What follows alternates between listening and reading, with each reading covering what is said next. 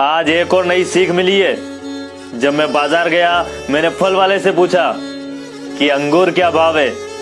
उसने कहा कि 80 रुपया किलो। मैंने कहा कि जो टूटे हुए अंगूर पड़े हैं ये क्या भाव है। उसने कहा ये 40 रुपया किलो। मैंने कहा ऐसा क्यों। उसने कहा कि ये अपने गुच्छे से टूट गए हैं, इनको कोई लेता ही नहीं।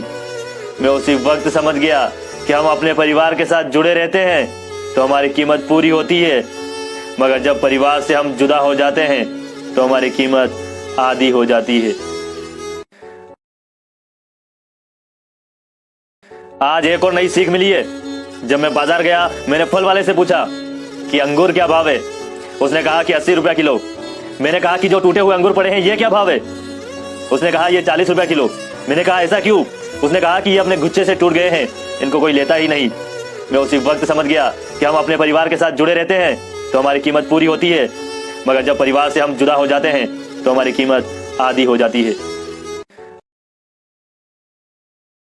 आज एक और नई सीख मिली है। जब मैं बाजार गया, मैंने फल वाले से पूछा कि अंगूर क्या भाव है। उसने कहा कि 80 रुपया किलो।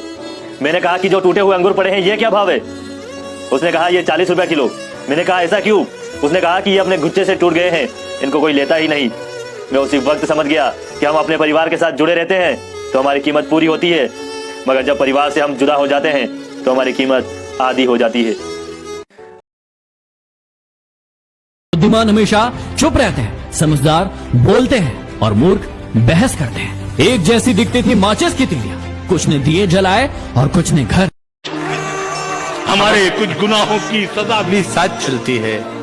हम अब तन्हा नहीं चलते, दवा भी साथ चलती है। और अभी जिंदा है माँ मेरी, मुझे कुछ भी नहीं होगा। मैं घर से जब निकलता हूँ दुआ भी साथ चलती है।